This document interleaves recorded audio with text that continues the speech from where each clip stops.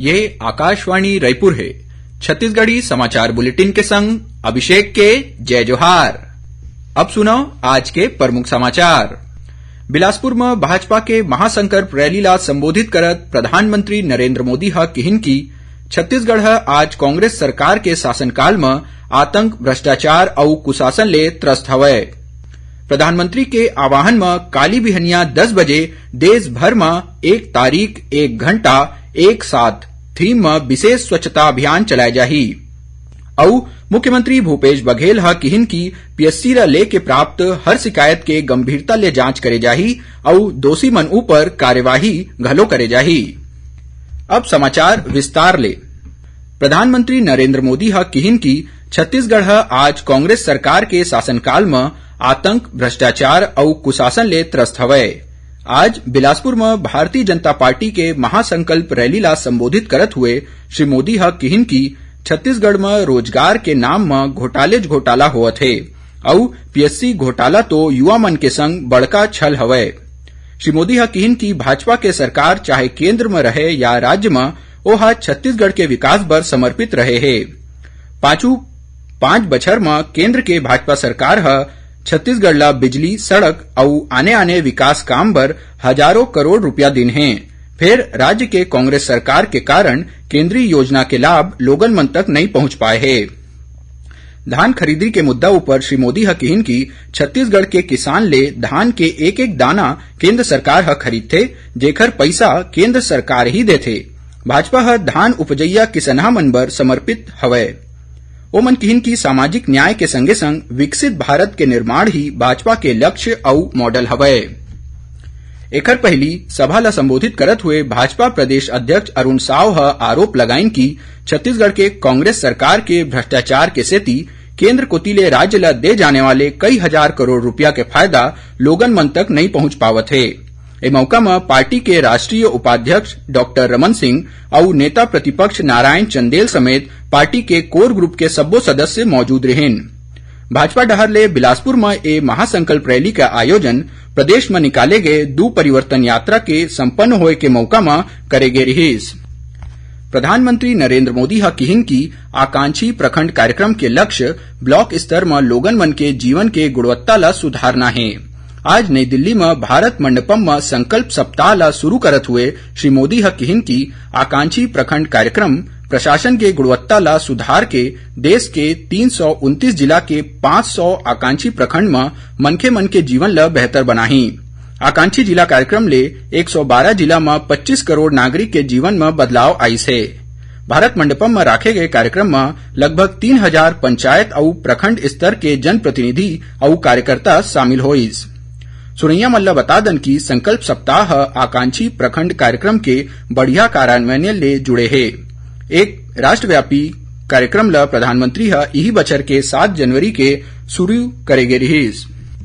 प्रधानमंत्री नरेंद्र मोदी हा किहिन की काली बिहनिया 10 बजे देश भर में विशेष स्वच्छता अभियान चलाए जाही। ओमन किहिन की देश में स्वच्छता बनाए राखे बर सबो झन के संग्रह जवाबदारी है और स्वच्छ भारत के दिशा में हरेक प्रयास जरूरी हवय।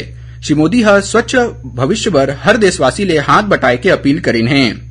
केंद्रीय आवास और शहरी कार्य मंत्री हरदीप सिंह पुरी हा किहिन की स्वच्छता महाअभियान बर शहरी और गांव गवई क्षेत्र ले 6,40,000 ले ज्यादा जगह ला श्रमदान बर चुने गए है।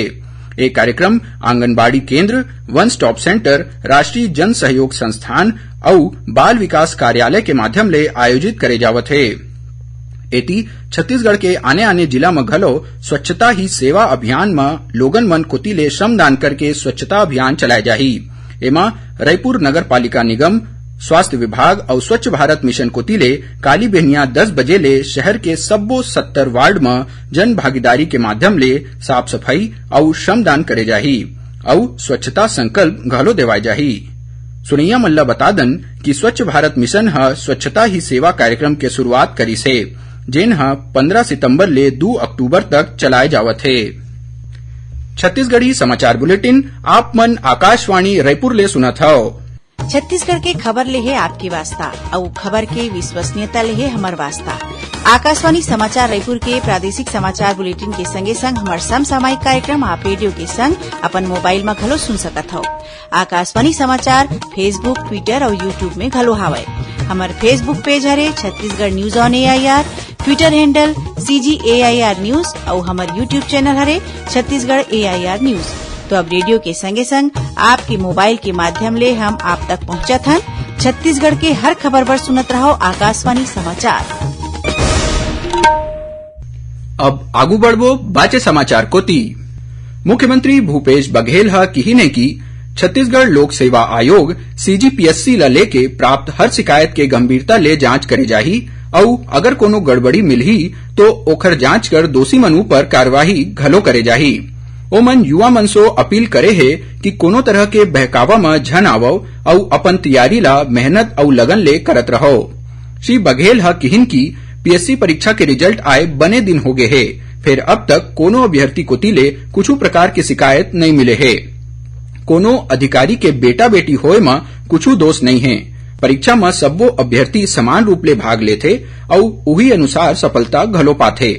लेकिन अगर कोनो एकर गलत फायदा उठाथे तो यह गलत है। सुनैया मल्ला बता दन कि CGPSC ला पाछू एक बछर में अभ्यर्थी मन ले कुल 95 शिकायत मिले हे, जेखर में 76 के निराकरण कर दे गए हे। बाचे 19 प्रकरण में प्रक्रिया चलत है।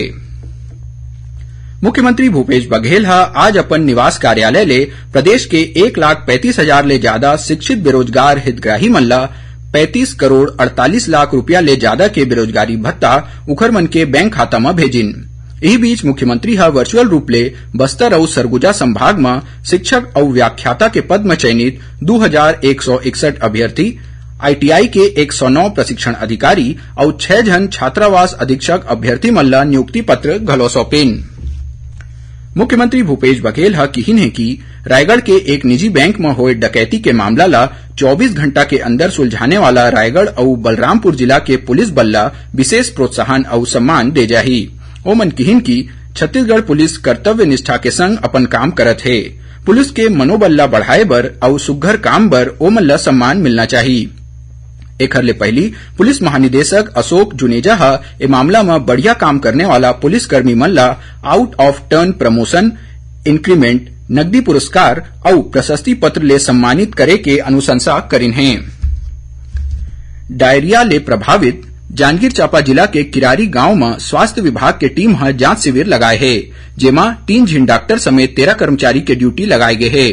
अभी ये गांव में डायरिया ले 10 जन मनखे बीमार है, जिन में 2 जन के इलाज बिलासपुर में और 1 जन के इलाज जांजगीर में चलत है।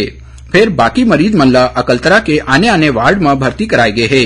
यही बीच दूषित पानी के शिकायत में गांव के 6 टेढ़ा नल ला बंद कर दे गए है। सुनैया मल्ला बता दन कि किरारी गांव में डायरिया ले 22 जन मनखे बीमार रहिन, जेमा ले 1 जन माई लोगिन के मौत घलो हो गए है। आकाशवाणी रायपुर के प्रादेशिक समाचार एकांश कोतिले प्रस्तुत कार्यक्रम जिले की चिट्ठी के प्रसारण काली संझा 6:05 ले 6:10 तक करे जाही।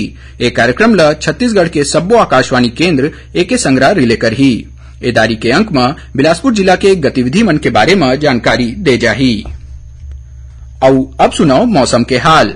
मौसम विभाग अवैया 24 घंटा में प्रदेश के रायगढ़, जशपुर, कोरबा, सरगुजा, बलरामपुर और एखर ले लगे जिला में भारी वर्षा होए के चेतावनी दे है। संगे संग 1-2 जगह में गरज चमक के संग आकाशीय बिजली गिरे के घलो आशंका है। आखिर में प्रमुख समाचार एक घाव फेर। बिलासपुर में भाजपा के महासंकल्प रैली ला संबोधित करत प्रधानमंत्री नरेंद्र मोदी ह किहिन की छत्तीसगढ़ आज कांग्रेस सरकार के शासनकाल में आतंक, भ्रष्टाचार और कुशासन ले त्रस्त हवय। प्रधानमंत्री के आह्वान में काली बिहनिया 10 बजे देश भर में 1 तारीख 1 घंटा 1 साथ थीम में विशेष स्वच्छता अभियान चलाए जाही।